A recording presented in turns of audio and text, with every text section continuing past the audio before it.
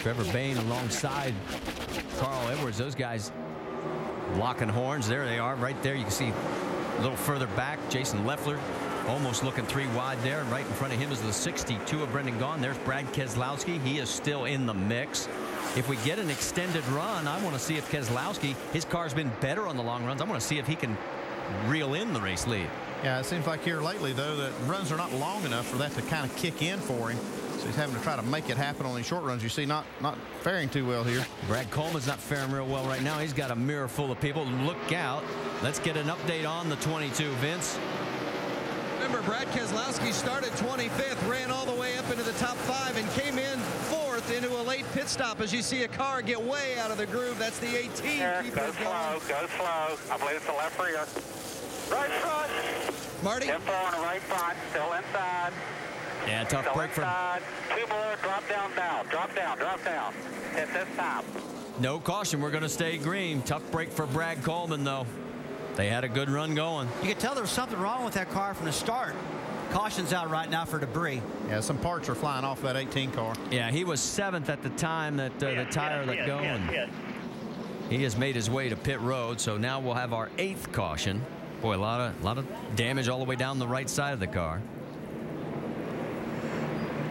Jason Radcliffe. Your right side's on it here and get the repair done, okay? We'll come back and take left next time. Already has figured out his strategy to keep his driver on the lead lap. And again, here we are all of a sudden, bang, bang, bang, 3 cautions in a quick period of time. Let's take another look. Just, you know, the intensity level picking up. See right here, he's trying to race Brad Keselowski up on the outside. Make a little contact here on the straightaway, but you can already see damage on that right front. I don't know where you must see. He may have gotten that in that stack up that they had earlier. Now you see the tire let go. Yeah, you see the big spark as he hits the ground and just cannot keep it off the wall. And what was a very promising night just took a hard right. Yeah, Marty, he's had a great run tonight. He's been doing a really good job. Just unfortunately lost the right front tire. Really no problem with himself. I know it makes him sick that that's happened.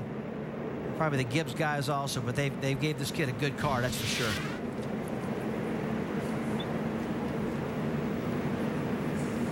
All right, let's take a look while we've got a chance at the motorsports calendar, because coming up, we've got the Lucas Oil Deep Clean NHRA Super Nationals qualifying on ESPN2 at 11 Eastern tonight. And then the finals, 4 Eastern tomorrow.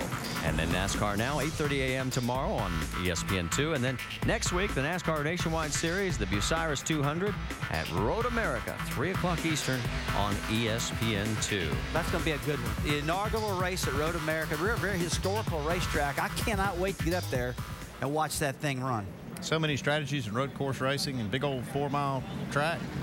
It'll be a lot of fun. Beautiful place. I was up there last week looking at it. Just fantastic, and should make for a great race. Interesting little stat came our way. We've had 6 different leaders. 3 of them have been involved in crashes today. A couple of guys coming on down. While we've got a chance, let's talk to our in-race reporter, Joey Logano. Oh, never mind. We just got word he's turned into pit road. Okay, now we're told it was the 18, not the 20 that came down. Go ahead, Rusty, try it. Hey, Joey Logano, Rusty Wallace, ESPN, you got us? And 4, I got you. Hey, Joey, it looks like the racetrack's cooled off quite a bit. Has your car changed the way it's handled quite a bit? I can feel it traveling a little bit more into 1 right now. Starting to scrape a little bit harder on what I had all day here. So just carrying more speed, really. Balance-wise, we've been pretty tight in the long haul. I think 95% of the cars have been that way. So we're just trying to get a good balance from the beginning of the run to the end of the run here. But right now, we're not getting any further than 5 laps. So maybe a short run car is the best. But I feel like our car is the best on the long haul right now. So hopefully we can get some laps in. Joey, for late in the races, your team and yourself talking strategy. I mean, this weather's really coming at us pretty quickly. Might not get this race finished. Strategy right now is stay up front and win the thing. Really, we already made our pit stops, and we should be good to go from here. So if it rains and we're in the lead, good for us, I guess. But we're just going to try to get this thing a victory lane one way or another. All right, buddy, good job. Thanks for talking to us. And don't forget, he is trying to make history, becoming the first in the Nationwide Series ever to win 3 straight races at the same track from the pole position. The closest was Mark Martin years ago. He had 2 in a row Could not do it when he had the third opportunity. But he's got some challengers behind him. Mike Bliss has given that 33 a good ride tonight.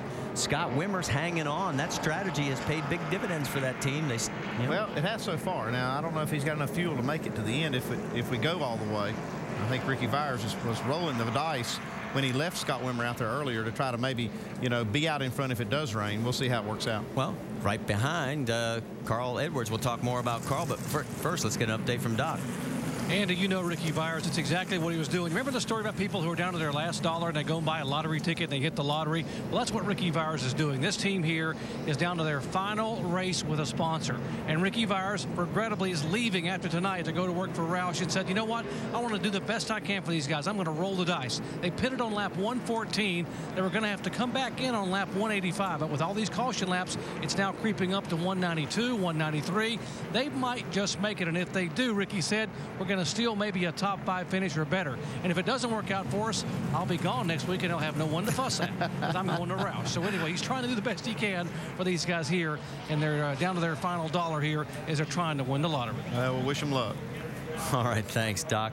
We were talking about Carl Edwards. He had the tire problem earlier. Right now, he's fought his way back to 4th. And how about Trevor Bayne in 5th? Remember, he had the penalty for the rolling tire out of the pit box earlier in the race. Yeah, I mean, you look at this top 6 or 8 cars, Logano, Bliss, Wimmer, Edwards, Bayne, Gahn, Menard. A lot of these guys that weren't up front are up front right now with good strategy. This track cooling down, the car's handling better. And Andy, they've had multiple times to work in these cars to get them to handle better and better. Well, let's get an update on Carl Edwards' situation. Dave, I think you've caught up with his crew chief. Well, and Marty, the amazing thing to me is where they came from. Drew, that car sounded like it was a mess. What fixed it? We had a flat right rear. He came in, he only had 11 pounds in his right rear. We thought something might have broken under the hood. Carl thought maybe a shock or an A-frame. So we were making all these adjustments, trying to get ready to fix something on the front end. It was a flat right rear. So it took us 2 stops to get the air pressure out of the car that we adjusted for a loose race car. Now it's real fast. We just got to see if we can get to the front and hold these guys off. All right, good luck. Vince? With Paul Wolf, he's the crew chief for Brad Keselowski. Paul, you guys came in at a fuel-only stop and lost 8 positions. Did you get all the fuel in that you needed to get in, or was that a problem too? Well, we've struggled with Discount Tire Dodge tonight, getting fuel in the car. We had some small issues, but we feel like we're okay. Not 100%, but we feel like we're good enough. We're going to go for it. How close are you? I say we're within a lap or 2. Marty? All right, there were no wave arounds this time. And the 81 of Michael McDowell gets the lucky dog. So we now have a total of 26 cars on the lead lap. That would set a record if it holds here at Kentucky. It is Joey Logano, Mike Bliss, Wimmer, Edwards, Bayne. That's your top 5. Uh-oh. Look here, this 33 now making a charge on the outside. Bliss is giving him all he wants right now. Bliss, he's got trying to take the lead, and he's going to do it. The first time tonight that Joey Logano's been passed when he's been in the lead. Yeah, he's got Carl Edwards coming also.